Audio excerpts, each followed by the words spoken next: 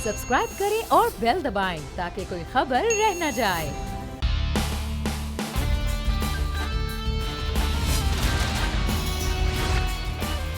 अस्सलामुअलैकुम। The special report with Mudassar Iqbal के साथ हाजिर खिदमत हैं। नाज़रीन, आज सुप्रीम कोर्ट ने फैसला दे दिया कि सेनेट इलेक्शन खुफिया राय शुमारी से ही होंगे, लेकिन एक और लफ्ज़ आज के मुख्तसर फैसले के अंदर था, वो ये था कि वोट की राजदारी हतमी नहीं है।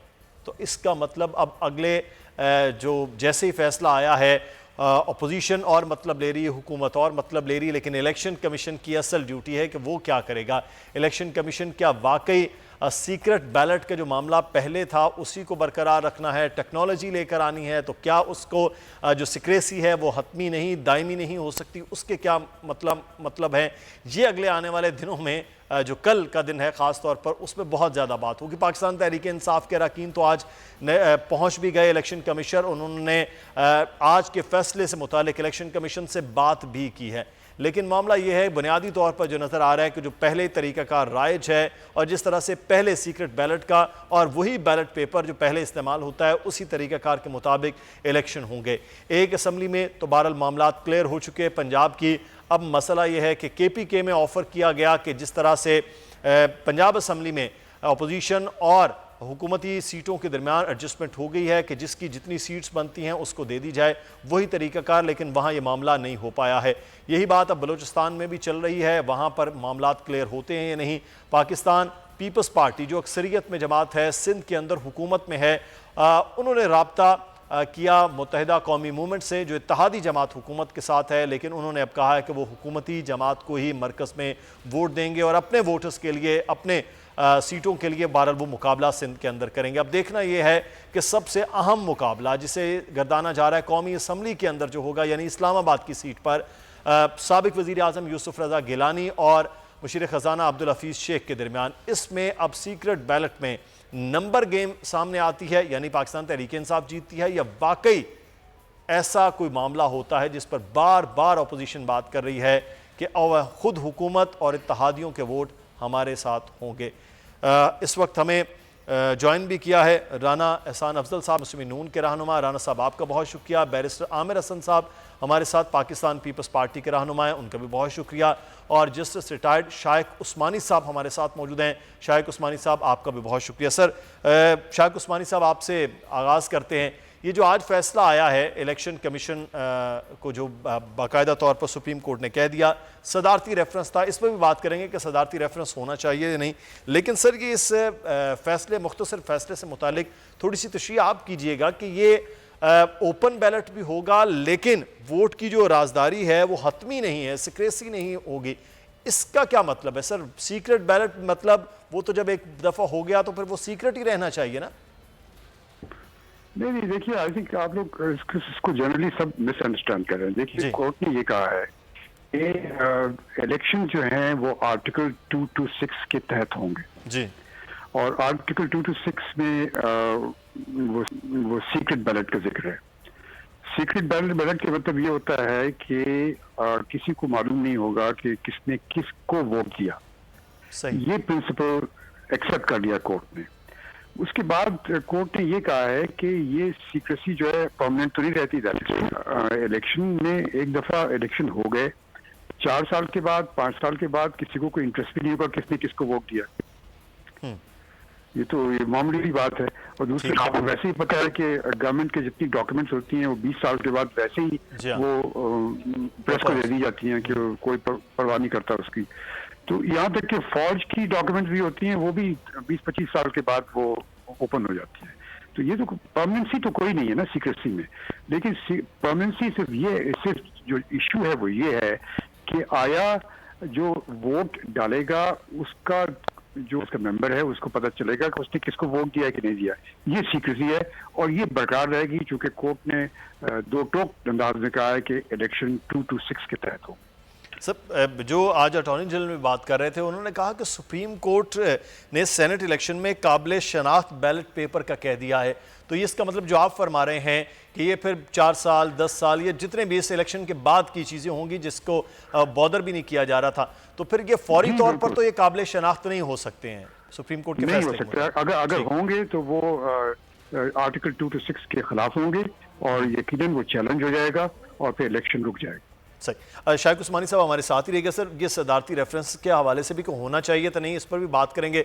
मैं शामिल गुफ्तगू करूंगा बैरिस्टर आमिर हसन साहब को, पाकिस्तान पीपल्स पार्टी के रहनुमा हैं। पाकिस्तान पीपल्स पार्टी मुसलसल दलाइल देती रही, जो वकला थे, जो आपके मेंबरान थे बैरिस्टर आमिर हसन साहब के इस हवाले से, लेकिन ओपन बैलेट का फैसला पार्लिमान का था, पार्लिमान ही करेगी, आइन में हो जाएगा तो उसके बाद हो जाएगा, लेकिन वादा आप लोगों का था कि ओपन बैलेट होना चाहिए।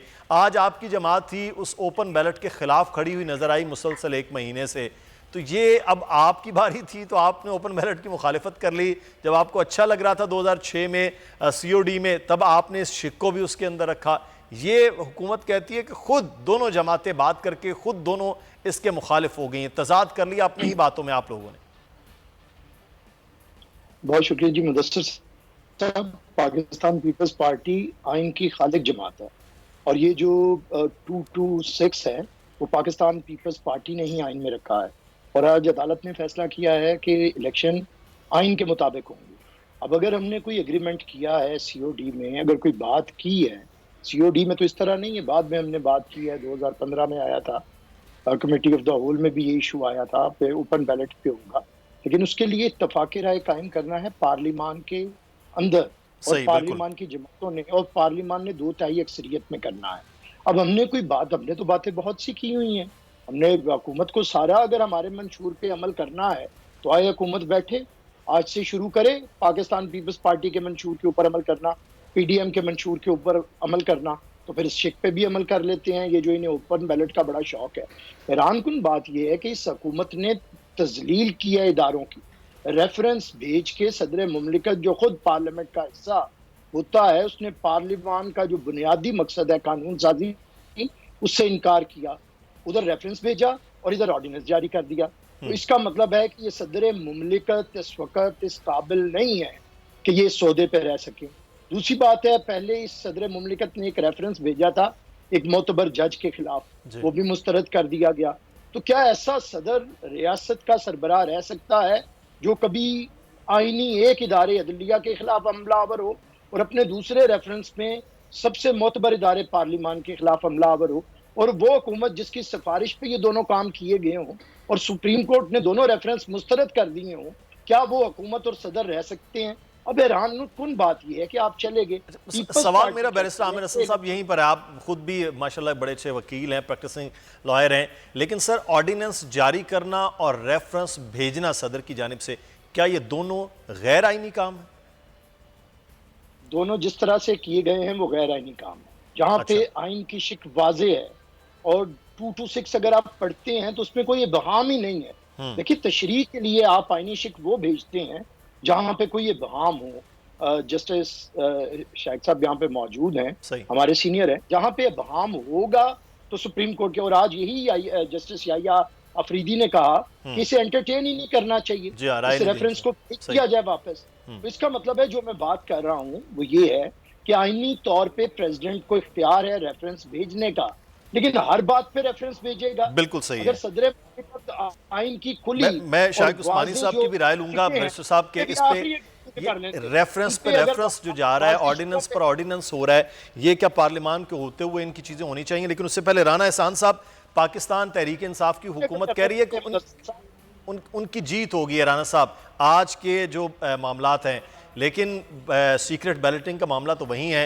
तो फिर ये जीत किसकी है, पाकिस्तान तहरीक इंसाफ की या आप लोगों की जो अपोजिशन में मौजूद हैं, जो कह रहे थे कि सीक्रेट बैलेट से ही अब इलेक्शन हो?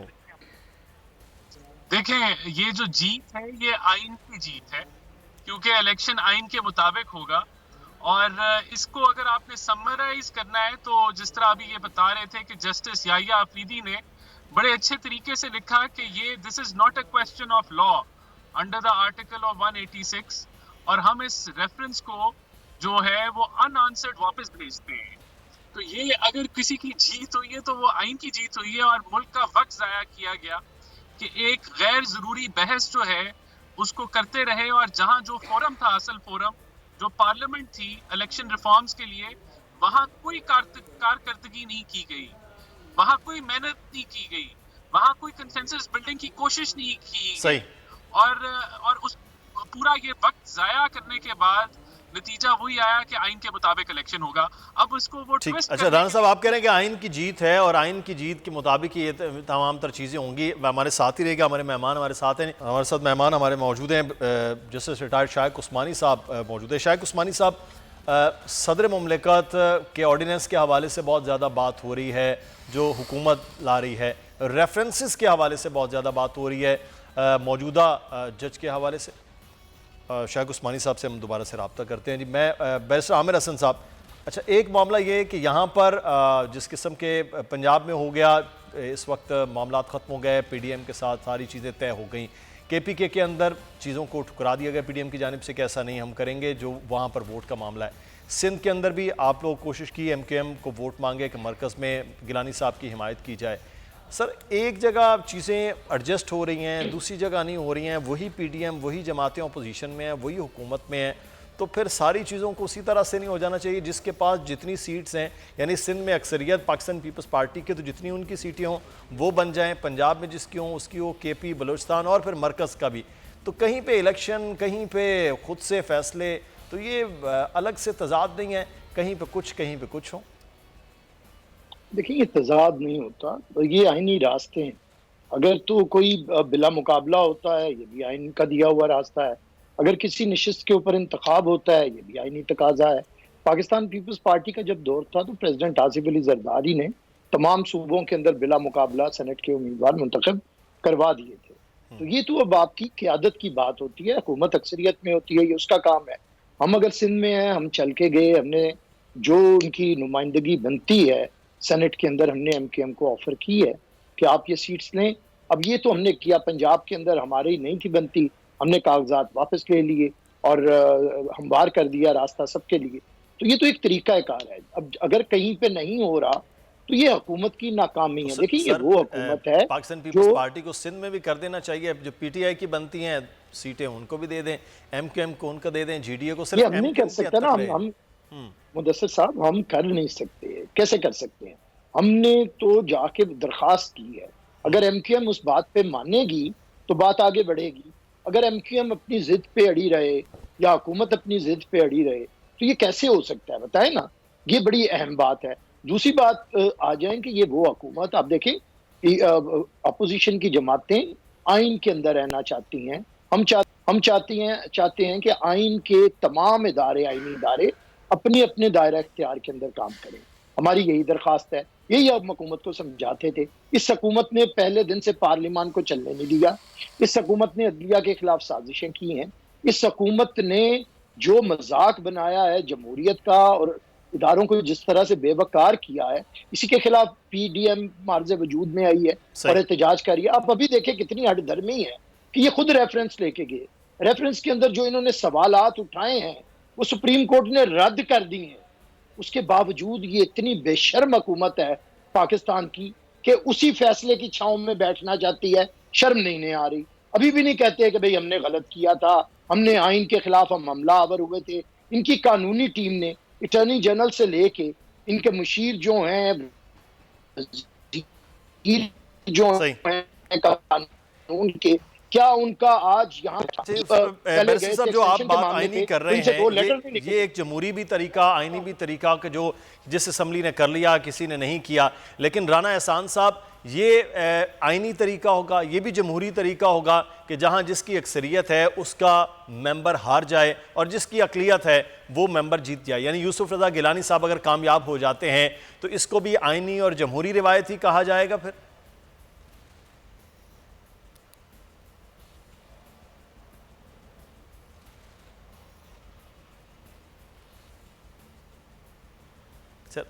राना साहब, आपकी आवाज जो है वो नहीं आ रही है।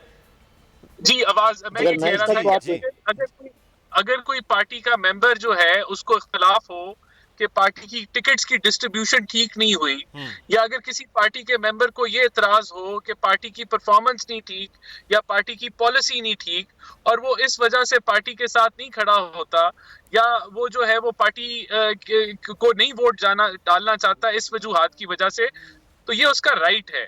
मैं समझता हूँ अगर कोई चीज इलीगल है तो वो खरीदो फरोख्त इलीगल है, और अगर कोई पकड़ा जाए वो करता हुए, उसके ऊपर तो आपके पास अदारे हैं। तो सादिक संजरानी साहब के 64 वोट जो हैं वो भी फिर इसी तरह से आईनी और जमहूरी हो गए कि मीर हासिल बजिंजो मरहूम को जब उनके मुकाबले में शिकस्त हो गई थी संजरानी साहब के, तो सर ये तो फिर एक जैसी मामलात हो जाएंगे अगर गिलानी साहब भी जीतते हैं तो। देखिए, पूरी जो कोर्ट की प्रोसीडिंग्स हुई हैं उसमें भी यही बातचीत हुई है कि जो गलत है वो खरीदो फरोख्त गलत है, जो गलत है वो ब्लैकमेलिंग जो है वो गलत है। और अभी भी जो सुप्रीम कोर्ट ने है जो बॉल जो है वो इलेक्शन कमीशन के हाथ में डाल दिया है कि वो आर्टिकल 226 के तहत इलेक्शन कराएगी। नंबर 2, वो मेक श्योर करे कि किसी कोई भी करप्ट प्रैक्टिस जो है वो इस इलेक्शन के अंदर नहीं होती। उसके लिए ये एफिडेविट ले रहे हैं इलेक्शन कमीशन वाले, उसके लिए ये और जो भी इनके तरीकाकार हैं कि इलेक्शन को ट्रांसपेरेंट बनाया जाए विद इन द कॉन्स्टिट्यूशन, वो उसको कर रहे हैं। बाकी जो मामलात हैं सही जी बाकी मैं राना साहब आप भी बैरिस्टर साहब भी कुछ बात करना चाह रहे थे, मुझे यहाँ पर एक ब्रेक छोटा सा लेना है, वापस आते हैं फिर मजीद इस पर बात होती है, हमारे साथ रहिएगा जी।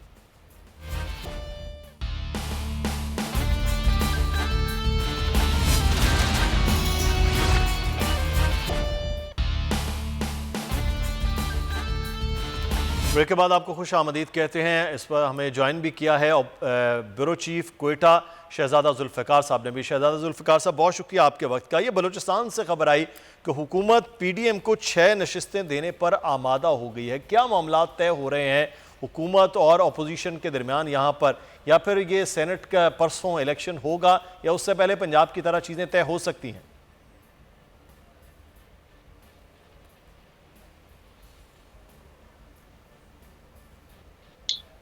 शहजादा जुल्फ़िकार साहब आप सुन सकते हैं?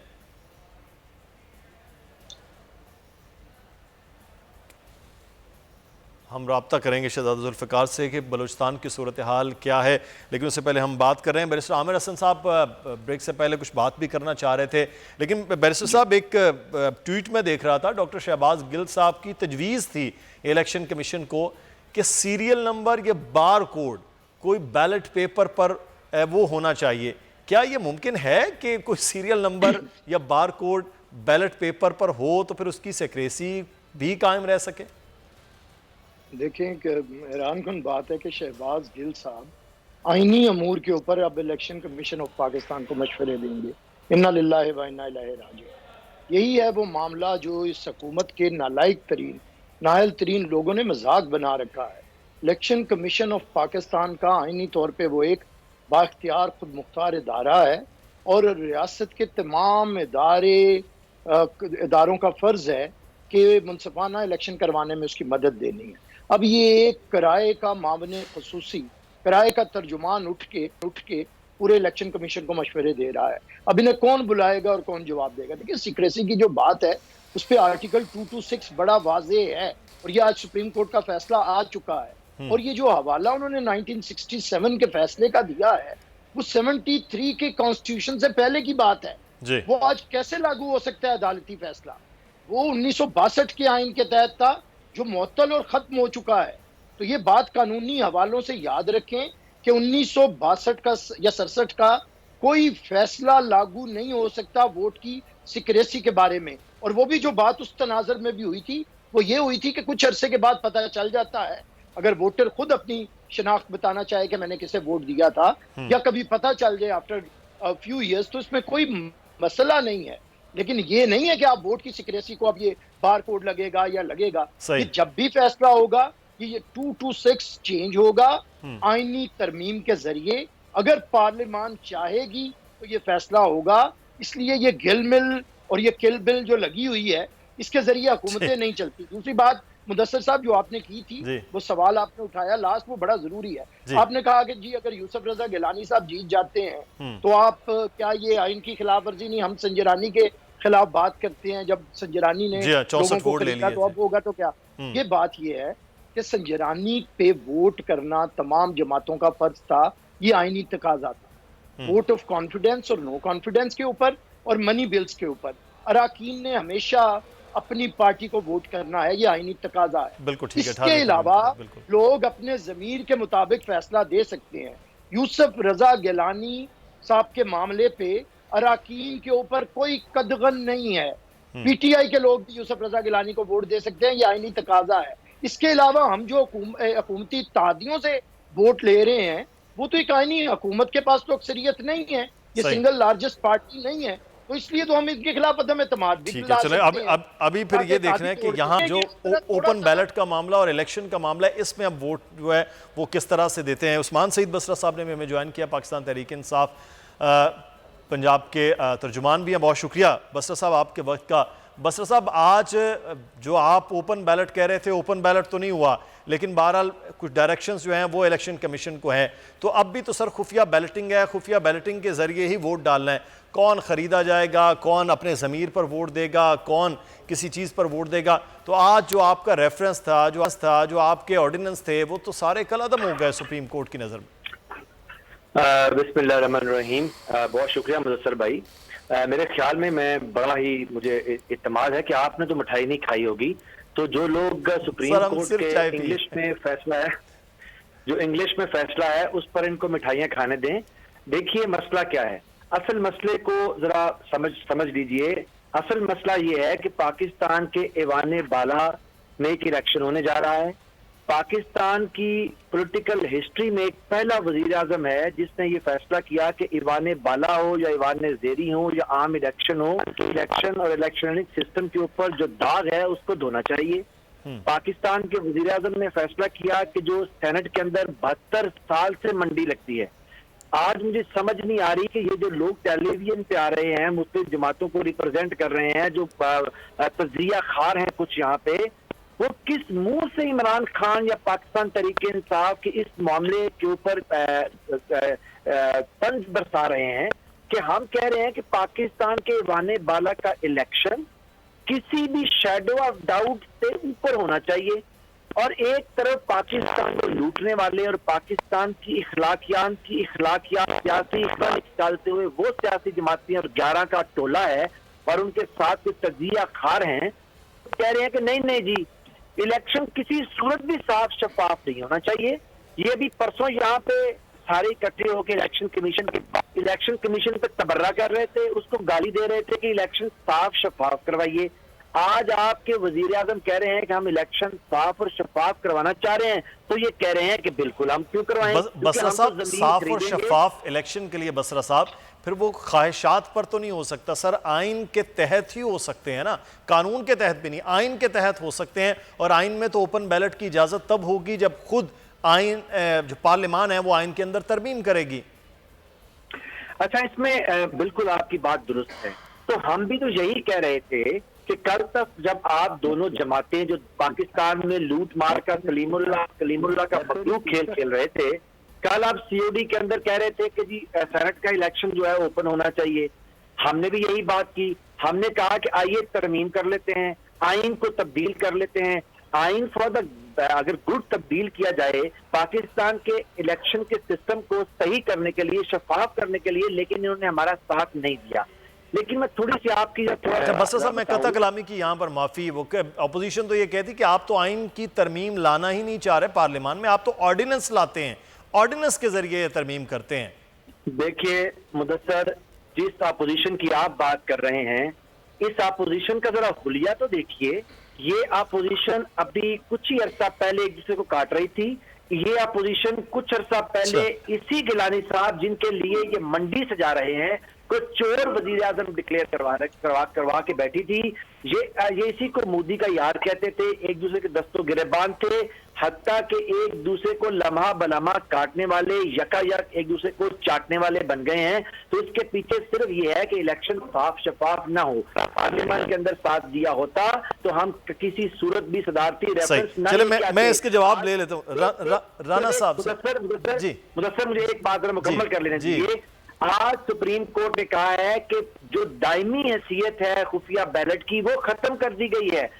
कोई दायमी हैसियत खुफिया बैलेट की दायमी नहीं रह सकती। दैट्स मीन्स अब इलेक्शन कमीशन को फैसला करना है कि कौन सा तरीका अपनाएं कि ट्रेसेबल वोटिंग होगी। चले अब ये इलेक्शन कमीशन को फैसला, और मेरे लिए भी जो है वो थोड़ा फैसला है कि वक्त भी खत्म हो रहा है। मैं तीनों आपका शुक्रिया भी अदा करते हैं। अब कल इलेक्शन के हवाले से भी बात करेंगे। राना एहसान साहब आपका शुक्रिया, उस्मान सईद बसरा साहब आपका भी, और बैर हसन साहब आपका भी शुक्रिया अदा करते हैं। शहजादा जुल्फ़िकार साहब हमारे साथ हैं, बलूचिस्तान की सूरत हाल जानेंगे, कल फिर तफसीली बात भी उनसे होगी। शहजादा साहब, ये क्या मामला है कि 6 टिकट्स का PDM को ऑफर कर दी है हुकूमत की जानिब से, तो मामलात को तय हो रहे हैं?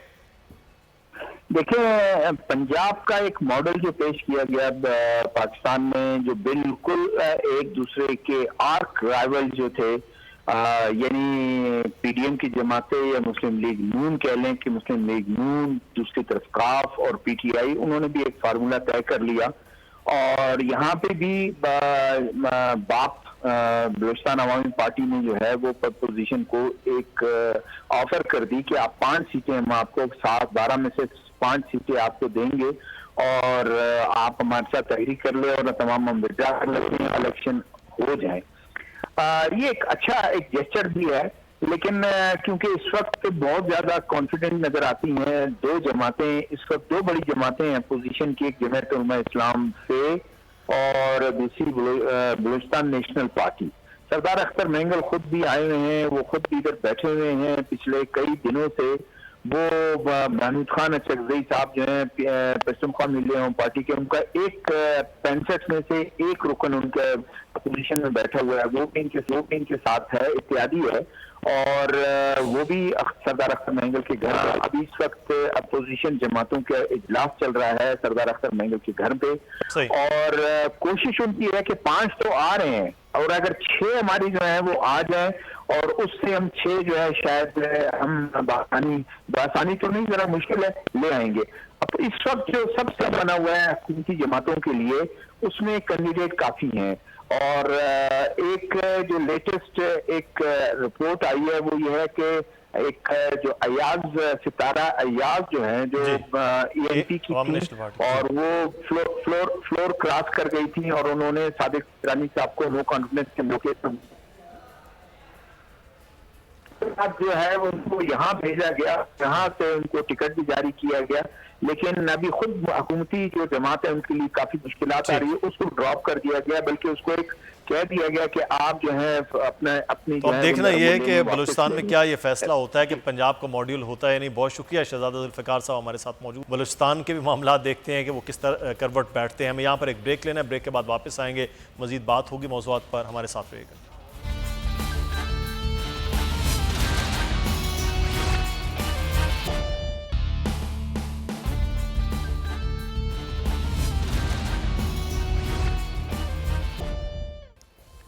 और आपको एक अहम खबर ये दें कि FBI ने रवा माली साल के दौरान हदफ से ज़ायद रेवेन्यू हासिल कर लिया है।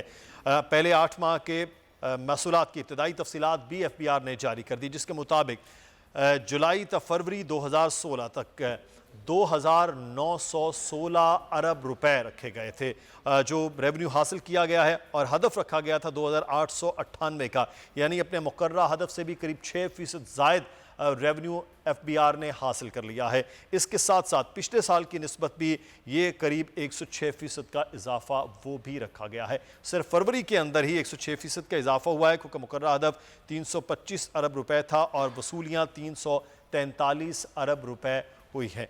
और साथ ही साथ बुक एडजस्टमेंट की मद में हासिल होने वाली वसूलियों के बाद महसूलात की तादाद में मजीद इजाफा भी मुतवक्के है।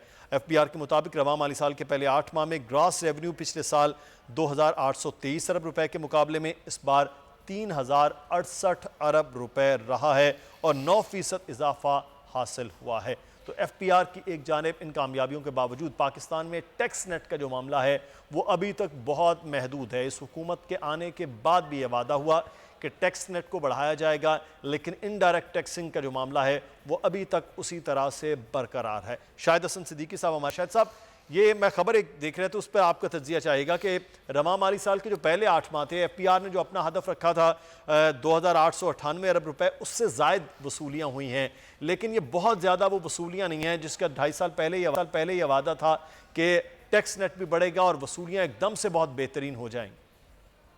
देखिए, पहले तो ये बात कर जो हम कह रहे हैं कि इजाफी वसूलियाँ हुई हैं, उसको समझने की जरूरत है।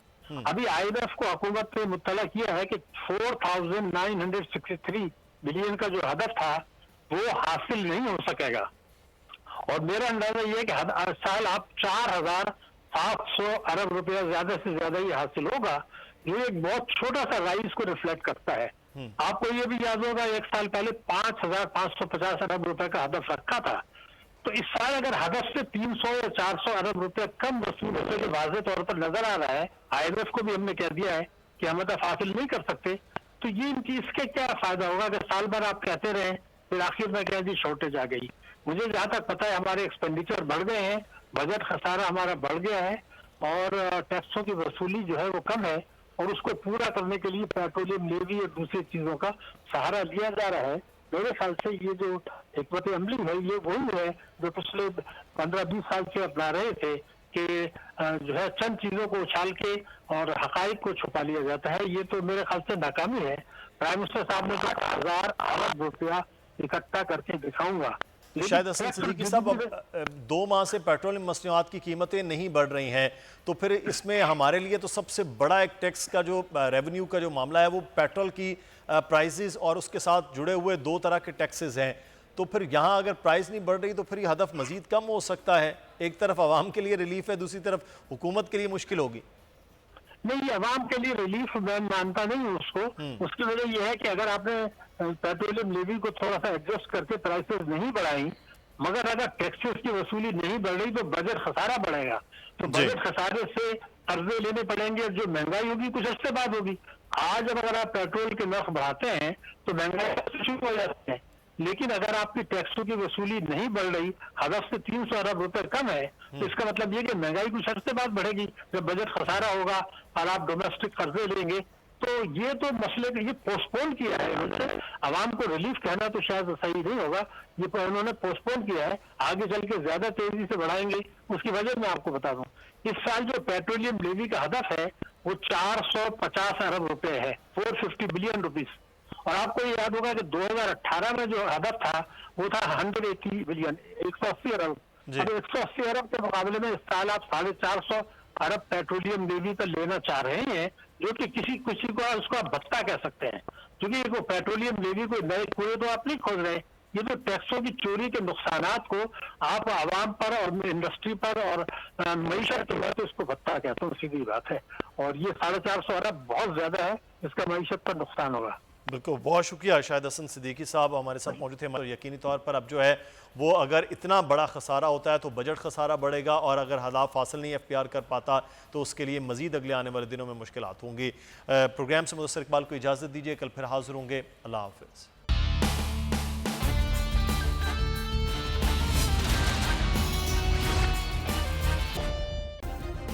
सब्सक्राइब करें और बेल दबाएं ताकि कोई खबर रह न जाए।